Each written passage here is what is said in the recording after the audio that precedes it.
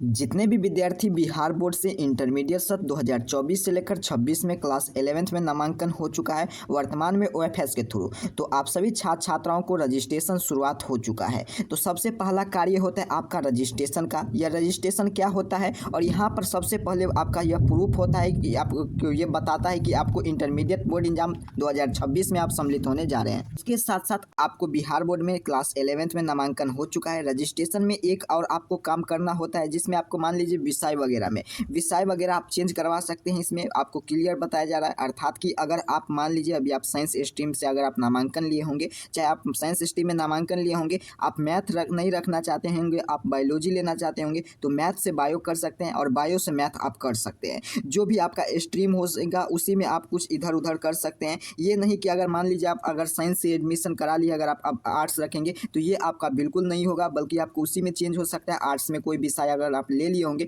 उस विषय को आप चेंज कर सकते हैं, चाहे आप कॉमर्स में कोई भी विषय अतिरिक्त ले लिए होंगे तो उस विषय में आप इधर से उधर कर सकते हैं। साइंस में चाहे मैथ ले लिए होंगे, आप बायोलॉजी रखना चाहते हैं तो वो इधर से उधर आप कर सकते हैं। ये नहीं कि आपको स्ट्रीम आप बिल्कुल चेंज नहीं करा सकते, ये रजिस्ट्रेशन में आपको ये कार्य हो सकता है। और नहीं तो आपको सभी अर्थात कि आप सभी विषय सही सही रखे होंगे तो इसमें आपको चेंज कराने की बिल्कुल ज़रूरत नहीं। हम वैसे छात्र के लिए बात किए हैं जो छात्र बोलते हैं कि काफ़ी हमें रजिस्ट्रेशन में अर्थात कि हम दूसरा स्ट्रीम रखना चाहते हैं, अर्थात कि वो रजिस्ट्रेशन में आपका स्ट्रीम नहीं चेंज होगा बल्कि आपका विषय में चेंज कुछ बदलाव आप कर सकते हैं। इस रजिस्ट्रेशन से आपका डमी रजिस्ट्रेशन कार्ड आएंगे, जो भी आपका डमी रजिस्ट्रेशन कार्ड आपका ओरिजिनल रजिस्ट्रेशन कार्ड आएंगे तो आपका मूल रजिस्ट्रेशन कार्ड आएंगे, तो ये जो आप रजिस्ट्रेशन फॉर्म बनेंगे उसी से आपका आएंगे। और आगे आपका क्लास 12th में काफ़ी ऐसे विद्यालय होते हैं जिसमें आपका सीधे सीधे एडमिशन हो जाता है, तो यही रजिस्ट्रेशन कार्ड पर आप सभी डाटा सही सही भरेंगे तो आपको आगे इसका रजिस्ट्रेशन और उसके साथ साथ डमी रजिस्ट्रेशन कार्ड ओरिजिनल आएंगे। और क्लास 12th में भी आपका रजिस्ट्रेशन इसी रजिस्ट्रेशन कार्ड से हो जाता है। जैसे कि आपने देखा था कि क्लास 9th में आप रजिस्ट्रेशन कराए थे तो क्लास 10th में आपका सीधे सीधे एडमिशन हो गया,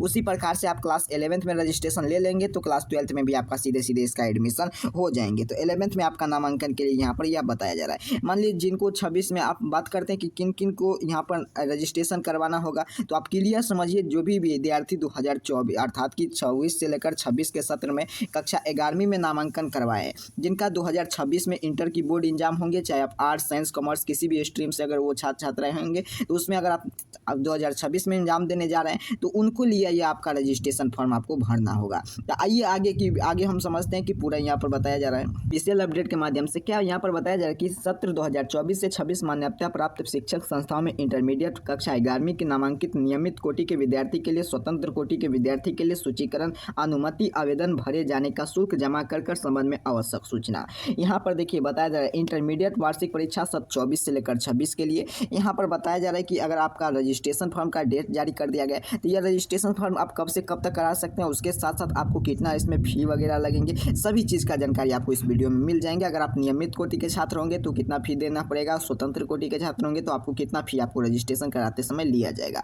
और साथ ही साथ ये भी हम लोग सीखेंगे कि आगे आपका रजिस्ट्रेशन फॉर्म का आप कैसे भरेंगे, उस पर मैं डिटेल वीडियो बना दूंगा, और ताकि आगे आपका कोई भी जानकारी आपका तुरंती ना बचे, ताकि आप तुरंती बच जाएंगे। तो आपने देखा कि जैसा कि आपका डमी रजिस्ट्रेशन कार्ड आता है, ओरिजिनल रजिस्ट्रेशन कार्ड आता है, तो यही रजिस्ट्रेशन फॉर्म आप भरेंगे तो आपका क्लास 12th में डमी रजिस्ट्रेशन कार्ड आएंगे और ओरिजिनल रजिस्ट्रेशन कार्ड आएंगे, तो उसमें कुछ भी चीज़ आपका तुरंत ही नहीं बचेंगे। तो आइए हम लोग ध्यान से सर्च करते हैं। तो यहाँ पर देखिए सबसे पहले 11/9 से लेकर 11 सितंबर से लेकर आप यहाँ पर 22 सितंबर तक अर्थात कि 22 सितंबर तक आप अपना रजिस्ट्रेशन करा सकते हैं क्लास 11th में। यहाँ पर ऑफिशियल डेट जारी किया गया है।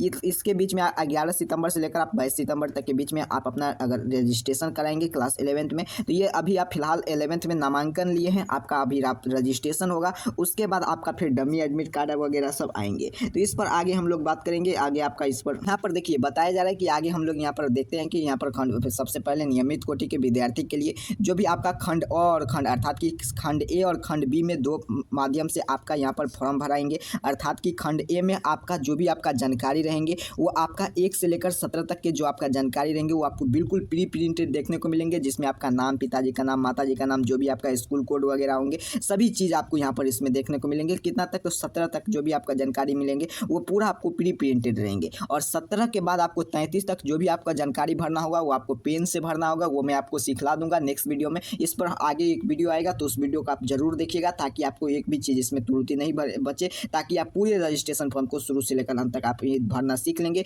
आगे आपको कोई भी दिक्कत का सामना आपको नहीं करना पड़ेगा। तो आप क्लियर समझ चुके हैं। तो रजिस्ट्रेशन फॉर्म भरकर आपको सिखला दूंगा कि आप में कोई भी त्रुटि ना बचे। आइए यहाँ पर डेट वगैरह मैंने आपको बता ही दिया, डेट कब से है तो इसका मैंने आपको डेट वगैरह 11 से लेकर आप 25 तक आपका समय अवधि में आप रजिस्ट्रेशन फॉर्म भरा सकते हैं। नहीं तो आप 11 से लेकर 22 तक आपको जमा कर दिया जाएगा। और उसके साथ साथ यहाँ पर शुल्क की बात करें तो हम लोग यहाँ पर शुल्क की चले कितने छात्र को कितना रुपया आपको देना होगा रजिस्ट्रेशन कराते समय। तो यहाँ पर देखिए शुल्क आपके लिए यहाँ पर क्लियर रूप से बताया जा रहा है। अगर आप नियमित कोटि के छात्र होंगे, अर्थात कि यहाँ पर अगर आप रेगुलर कोटि के छात्र होंगे तो आपको 515 रुपया आपको देना होगा। वहीं पर आप स्वतंत्र कोटि के छात्र होंगे, अर्थात कि आप प्राइवेट कोटि के छात्र होंगे तो आपको 915 रुपया आपसे लिया जाएगा। अगर मान लीजिए अगर आप अदर बोर्ड से आते होंगे, जैसे कि मान लीजिए कोई भी छात्र CBSE से पढ़ाई करते थे लेकिन क्लास 11th में वो क्या किए तो बिहार बोर्ड में वो अपना नामांकन ले लिए हैं, तो उनको क्या करना पड़ेगा तो 715 रुपया अलग से लेंगे। वो अगर नियमित कोटि के छात्र होंगे तब 715 रुपया, और वहीं पर वो अगर स्वतंत्र कोटि के छात्र होंगे तो आपको 1115 रुपया आपको लगेंगे। तो आपको यहाँ पर क्लियर रूप से बताया जा रहा है। यही आपका था, आपका ऑफिशियल अपडेट था। जो भी छात्र अगर CBSE ICSE जो अदर बोर्ड से आते होंगे